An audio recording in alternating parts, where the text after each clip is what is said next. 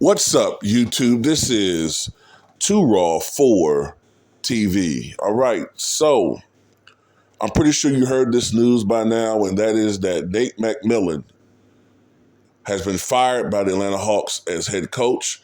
This news broke approximately 6 p.m. yesterday, I believe it was 5 or 6 p.m. the news broke. And it's not surprising considering the reports from this season that the relationship between Nate McMillan and Atlanta Hawks guard Trae Young was deteriorating. And I think it stems, or at least it was exacerbated and deteriorated.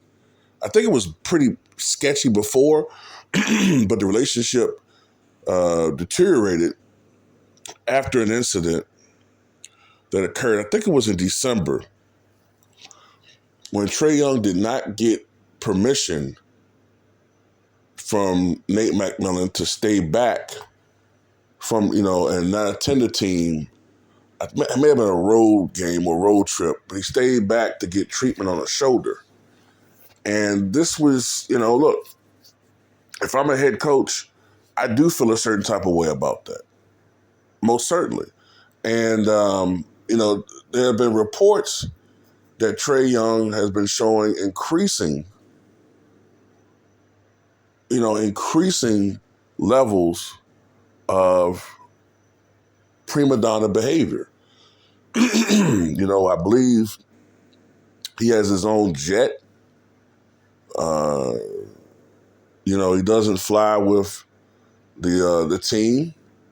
A lot of his teammates are starting to not like him. I think the money and the little praise that he had during that 2021 run went to his head. He still won't cut that stupid shit off top of his head, which goes to show you how delusional he is. That's just me putting that out there. It looks crazy. You're like a balding treasure troll. It looks stupid, but whatever.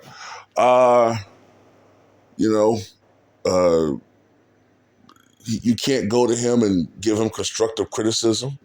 He takes it as an insult. He only wants praise and adulation. That's a narcissist. And that's what a lot of these guys have turned into. Soft, petulant children who complain that they need to make even more money, even though they're making $35, $40, $45 million a year. Hey, I get it.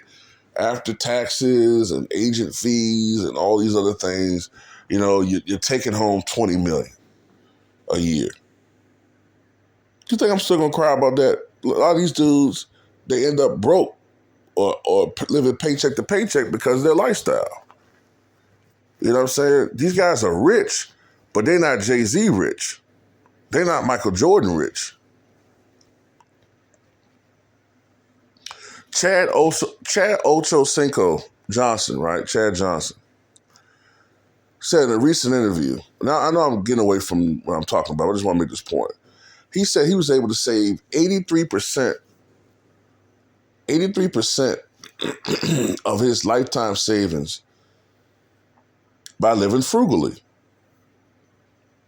He didn't have an ostentatious lifestyle. He lived beneath his means. And that's the key to wealth, living beneath your means. Living like you're poor, or at least a couple steps below where you really are.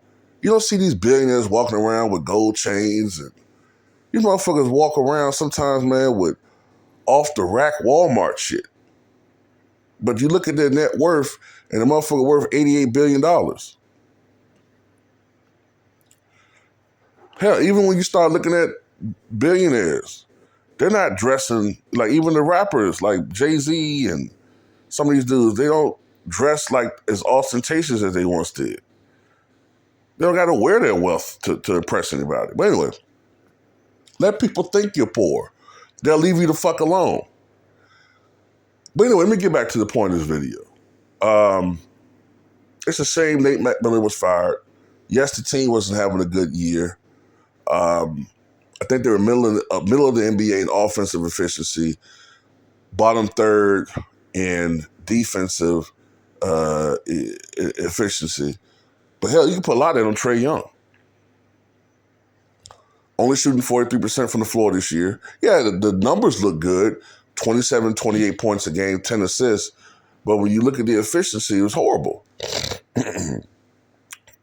43% shooting from the floor in an era that's the easiest has ever been to score, and only 32% from three-point range. And he leads the league, last I checked, in turnovers. But, only Russell Westbrook gets called out for turnovers for some reason, even though last I checked, Trae Young leads the league. Where's Skip and Shannon on that? But anyway, yeah, he definitely hurts the team on the defensive end. Trae Young doesn't play any damn defense. Only thing he's good at is shooting the basketball, and he's not as good as that as he's been in past years. So this is definitely a power move by Trae Young. It's a damn shame. Nate McMillan was 99 and 80 over the course of his career with the Hawks. Of course, prior to that, he was the coach of the Portland Trail Blazers. Me personally, I hope that the Hawks have no success over the next couple of years. I hope, I do. I hope they have no success. I think it's fucked up because I hate seeing black coaches get thrown on the bus. I think Nate McMillan is a great coach. I loved him as a player. He was not a superstar, but he definitely played better than what you think he would be. He was a role player, but he got the most out of his talent. He was a great defensive player. Led the league in steals during the 1993-94 season, averaging 3 steals a game. The guy was a really good player for the Sonics during that 90s decade. So, and was integral in that 96 Sonics team that went to the finals. But anyway, I hope that Nate McMillan, if he chooses to, gets another coaching position, or maybe he can go to broadcasting for a little while. Trae Young, you're a piece of shit. And, I hope that you don't win a goddamn thing. As far as candidates are concerned, I saw Kenny Atkinson, Quinn Snyder, of course, the former Utah Jazz head coach, who was an assistant to Mike Budenholzer back when Mike Budenholzer was the coach of the Atlanta Hawks. He's a top candidate. A couple other names out there. But anyway, tell me what you guys think.